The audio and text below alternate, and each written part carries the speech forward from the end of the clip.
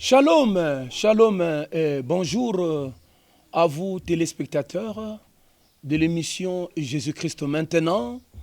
Encore une fois, que le Seigneur vous bénisse, que le Seigneur vous passe beaucoup de bien et que Dieu vous soit favorable en toutes choses. Aujourd'hui encore, nous sommes là à notre rendez-vous où nous partageons la parole de Dieu, où nous parlons de Jésus-Christ. Nous allons lire dans Apocalypse chapitre 5. Apocalypse chapitre 5, nous lirons du premier jusqu'au cinquième verset. Et la Bible dit, il est donc écrit, et moi je lis au nom de Jésus.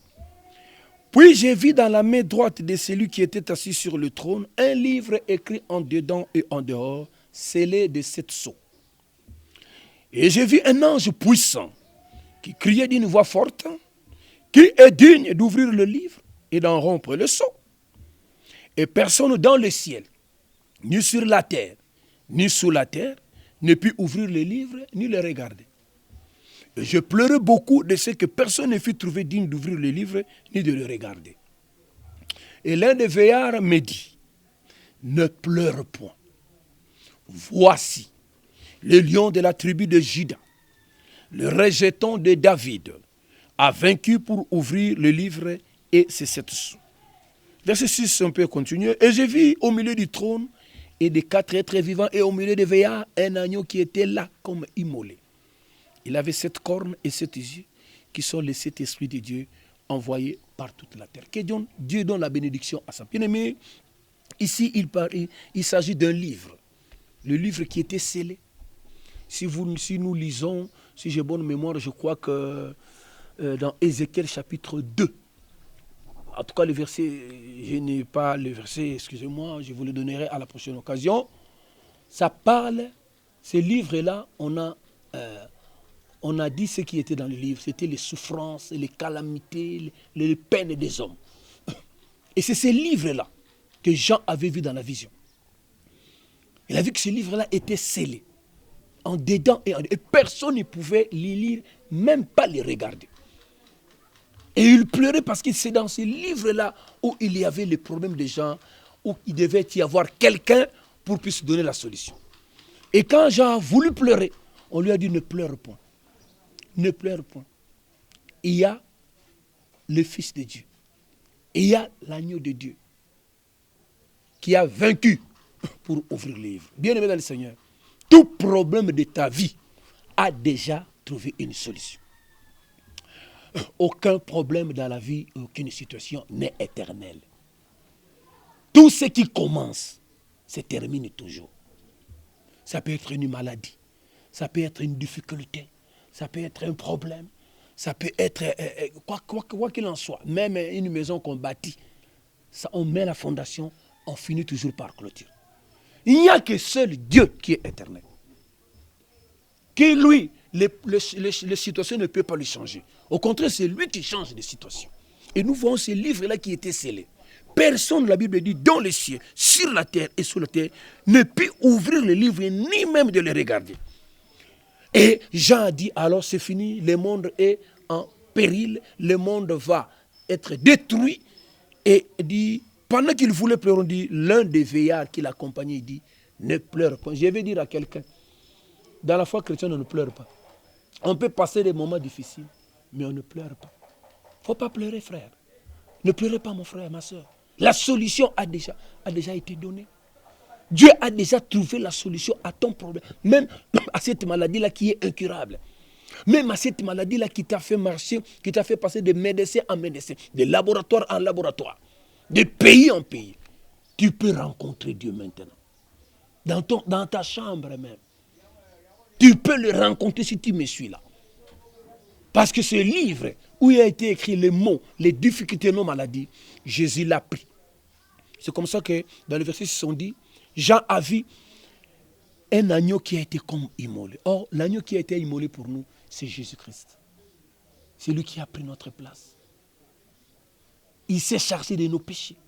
La Bible déclare, le sang, le châtiment qui nous donne la paix est tombé sur Jésus-Christ. Faites confiance à Jésus, mon frère, ma soeur, monsieur, madame. Donnez-lui votre cœur. Déchargez-vous sur lui. Je dis, bien aimé, tous nous avons des problèmes. Même moi qui vous prêche. Mais j'ai appris à me décharger sur Jésus. J'ai appris à dire, ce livre-là, ce n'est pas moi qui l'ai ouvert, mais c'est Jésus qui l'a ouvert. Comme c'est lui qui l'a ouvert, il a la capacité de donner toute la solution dans ta vie. Que ce soit la maladie, que ce soit le péché, que ce soit, je ne sais pas moi quoi. Tu passes quelle situation? Tu es dans quelle phase? Le médecin peut dire, ta maladie a atteint des phases. Bien aimé, les médecins ont étudié le corps. Mais celui qui a créé le corps, c'est Jésus-Christ. Il le connaît mieux que le médecin. C'est comme ça que parfois, quand le médecin s'arrête, lui commence. La Bible dit, rien n'est impossible à Dieu. Bien aimé, les solutions de ta vie, que ce soit les solutions pour le péché, pour la maladie, pour ton mariage, pour avoir des enfants, pour voyager, toutes tes solutions ont déjà été données. Dieu n'a rien encore à créer sur toi. Il a tout fait.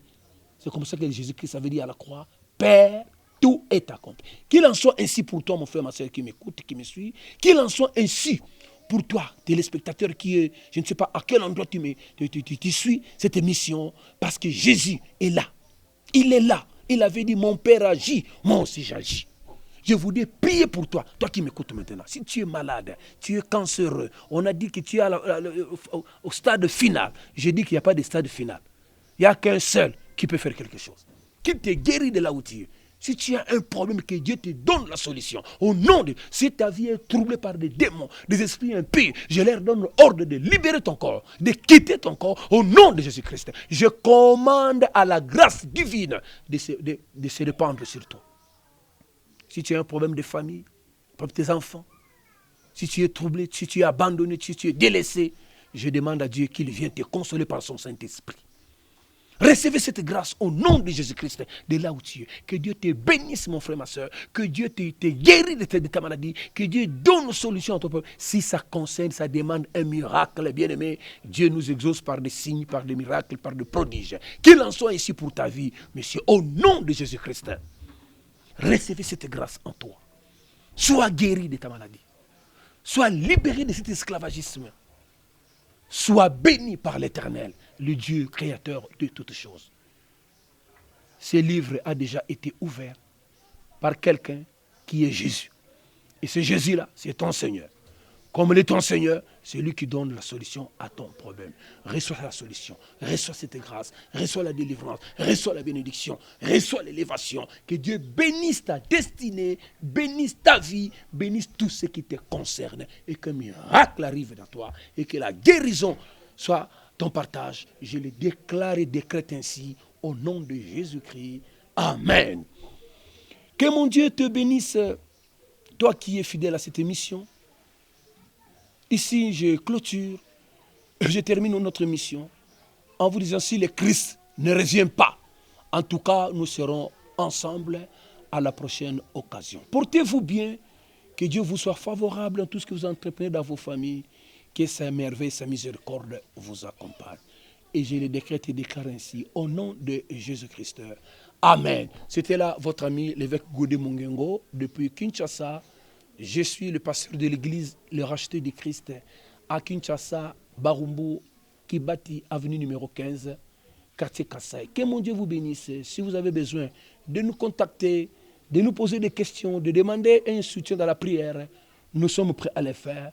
Tu peux nous atteindre dans 084 047 36 63 et au 09 98 21 42 80. Portez-vous bien, à la prochaine occasion. Ciao. Que le Seigneur vous bénisse.